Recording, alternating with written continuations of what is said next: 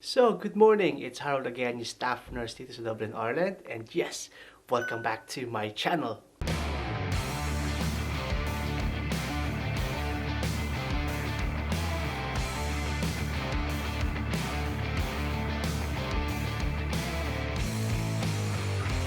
Good morning, good afternoon, and good evening. And yes, hopefully you are doing well as you are watching this video. Now, this vlog is actually a nursing vlog. I have one of my viewers who requested for me to do a vlog on this. Actually, out of nowhere, hindi ko to naisip before, and then she's one of the nurses coming to Ireland as well, like in a few months time, and magtatrabaho siya sa nursing home.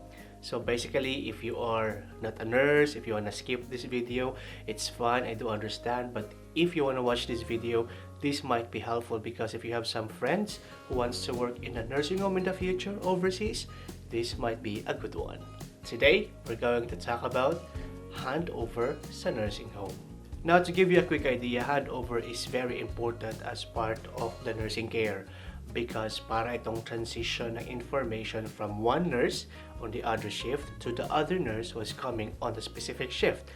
So giving the right handover, giving the proper and detailed handover will actually optimize the care that we provide for our patients or residents. Pero may tanong din kung ano ba ang difference kapag nag-handover ka sa isang acute setting or a hospital at sa handover na ginagawa namin sa nursing home. Now, as you know guys, I was in a nursing home for 2.5 years, so maybe I can share you bits and pieces about that one. So, number one part of your handover sa isang nursing home, guys, I'm not saying this is the general, alright, like every nursing home might have a different way of giving handover, but more or less, based on my experience, ito yung ginagawa namin, na maybe magamit mo din. Number one is yung diet. Diet is an important part of your handover sa isang nursing home kasi this will actually like give you information if the patient is doing well when it comes to their dietary needs. So if they are not eating and drinking well, this might be a basis for your referral to dietitians or if they need any supplements.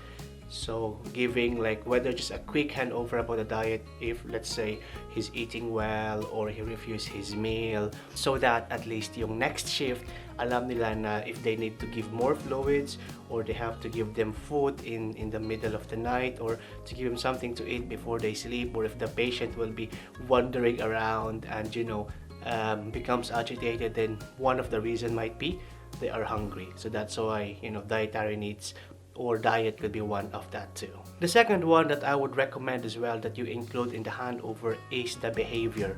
Now, as we all know, in the elderly care setting, okay, I'm being honest to you guys, normal kayo maka-encounter ng patients na may dementia, patients na may, or residents, sorry, I keep on using patients, residents na may mild cognitive impairment, patients na medyo confused, delirious, parang ganun. So, including the behavior of your patient in a specific day in a handover is important para mabigyan ang idea yung next shift kung ano ang behavior ng patients on that specific time of your shift. Future nurses who will be working in a nursing home, looking after elderly patients is a bit challenging. Okay, that's given because there are many factors that contribute to their behavior.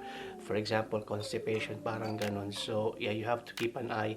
You have to include behavior as part of your handover. And also behavior is also one thing that will change if the elderly is suffering like an infection or constipated or dehydrated, because one thing that we know, sometimes elderly cannot express verbally, so they express it in actions.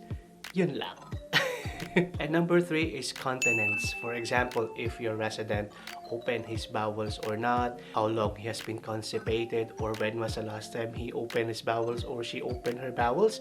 That's very important because as we all know, constipation could be another cause of your behavior change. So the nurse who will be receiving your shift will have an idea if there's a need to provide, additional laxative in the early in the morning, or to give more laxative at night, depending if it's in order in the system, or for them to be able to put in the diary the next day for you to do, like for example, the next nurse coming in is not you yourself, at least alam nila na they need to order or call the doctor and inform about the issue of constipation, so a laxative can be prescribed. Number 4 is doctor visitations. Now, unlike in an acute setting na everyday pumupunta yung mga doctors, we call them team.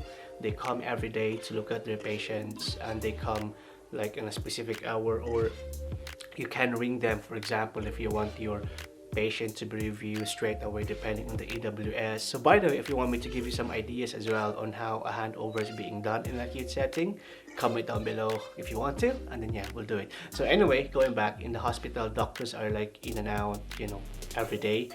But in a nursing home, no. Sometimes in a nursing home, they come in once a week. As far as I know, where I worked before, once a week silang pumupunta sa nursing home. So ang nangyayari is you have to compile all your medical notes if ever the doctor comes in. We call them GP, para you can make the notes, and you can also raise your concerns at that time. So if you're a nurse, let's say working on that day, at the same time pumunta yung doctor, it's very important for you to hand over if there is any changes made by the doctor on the care for your elderly. But at least yun nga, the main idea of everything we do give handover. The main idea of handover, guys, is basically to give you, like, to optimize the care that we provide to our clients or elderly. So include that one para at least continuous yung care na binibigay natin, and alam natin kung saang direksyon patungo yung care natin sa mga matatanda. Number 5 na kailangan mo ding i-include is yung blood results. Now, as far as I know, based on my experience, okay, we don't do much of blood tests sa mga nursing home unless if there's really a need, like if we notice something is really off with the patient. Pero ang common na ginagawa namin sa nursing home is yung anti-coag, or yung if patients are in warfarin, so we do the INR. Usually we do this one in the morning para mapasend namin sa laboratory kung saan parang link yung nursing home, and in the afternoon we have to call the laboratory to ask for the result, and then we call the GP of the resident to ask them about what dose of warfarin they want to give. And lastly, yung pinaka ayaw sometimes na mga nurses, yung family updates. Well, they have the right, but sometimes, I'll be honest with these guys, nakakapagod minsan when you call on families or when you update families, because different families kasi yung tumatawag and they want information. Tip, guys, this is very important one. If ever you are giving updates while you are working in a nursing home and a family member asks for an update, ibibigay nyo lang yung specific update sa next of kin. Next of kin means siya yung talagang direct person to contact when it comes to the care of the elderly. Huwag nyo ibigay kung kani-kanino lang. Guys, again, give the information if the one calling is yung next of kin. Pero pag hindi siya next of kin, don't give too much details. Ang common na sinasabi namin is, yeah, he's fine, he's eating and drinking, that's it, no issues, parang ganon. Pero pag mga specific na, like for example, falls, yung mga ganon, you have to call the next of kin. And if someone asks, like a family member who is not a next of kin, then don't give the information. Tell them to ring who is the next of kin para siya yung mag-update sa anong nangyayari sa care na binibigay natin sa elderly. So yun lang, guys, future nurses, yun lang. I hope na this vlog actually give you some information about, what is the handover sa isang nursing home. And by the way, if you are new to my channel, baka naman you can click on the subscribe button. Tap mo din yung bell para ma-notify ka if I'll be making more videos in the future. And by the way, if there are more videos that you want me to do for you guys, comment down below and I'll try my best to shoot it and give information about the same. Alright, thank you so much. This is Harold, signing off.